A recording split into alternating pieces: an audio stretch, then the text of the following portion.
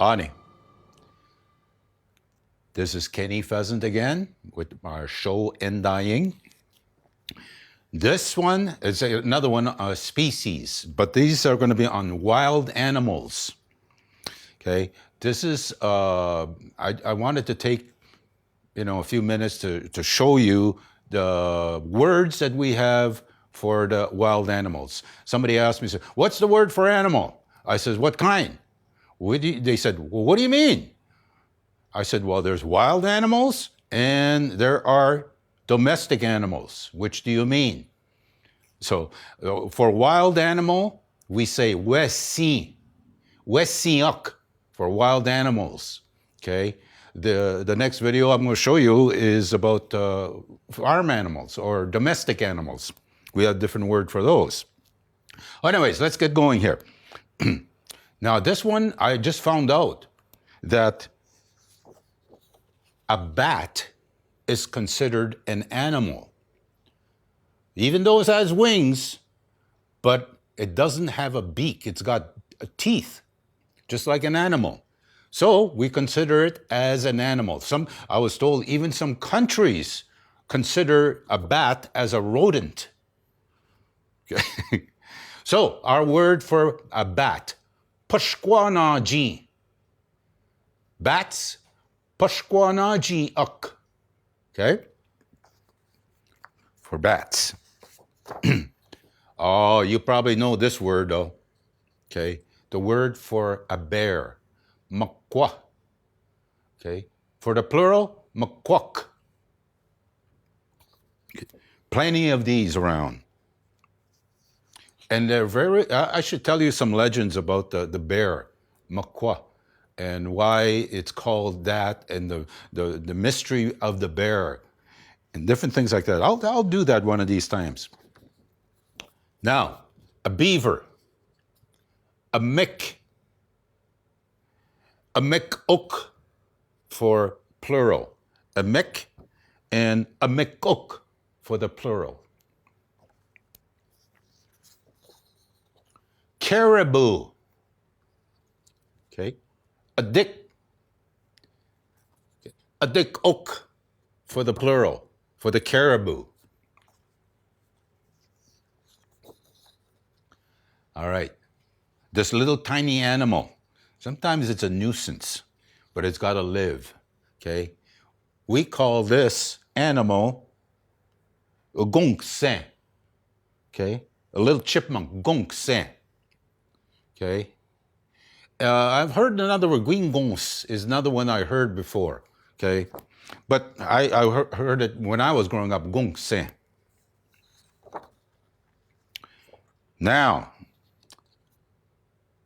a deer, uwawashkesh is the word for deer.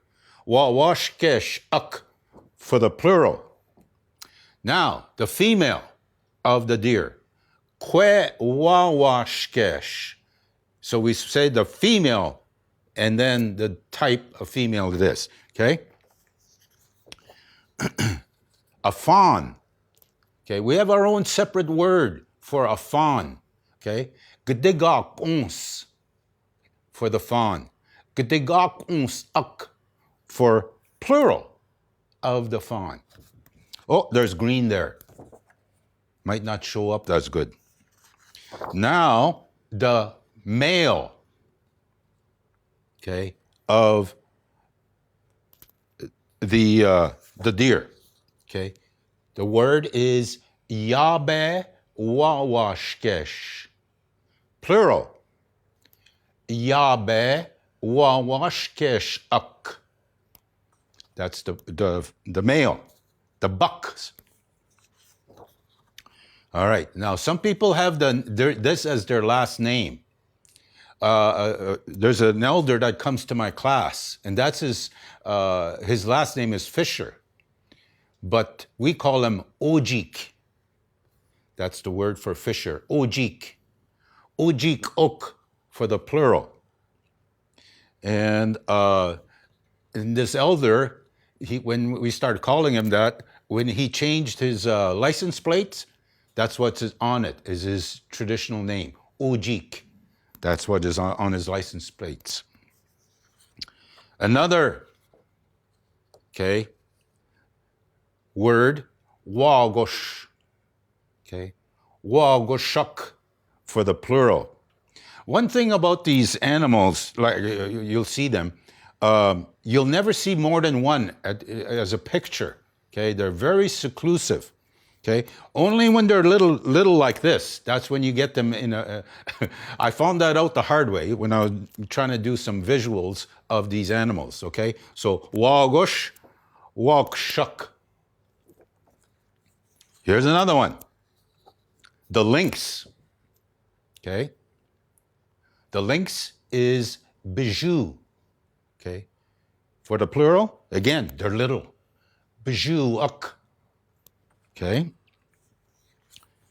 Now this one, we kept our name. Well, close to it. We call this animal moose. Okay. Now it's known as moose. Okay. But I encourage people, especially people that hunt this animal for food, to use the traditional name, moose. For the plural, moozok. Oh, this little animal. It's got a beautiful story. It has to do with our creation story. And this, I'll have to tell you that one of these days about the muskrat. We call him Jashkon. Jashkon. Jashkon-uk or Jashkon-ik for the plural. It's said both ways in the plural. Okay, the otter. Okay, the word for otter is negig. Okay, negig-uk for the plural. Again, they're small. I guess I should say negekons-uk, huh? To make it small and plural. All right, here we go. Porcupine. Again, we use the parts of this animal in a good way to make baskets and whatnot, quilt boxes.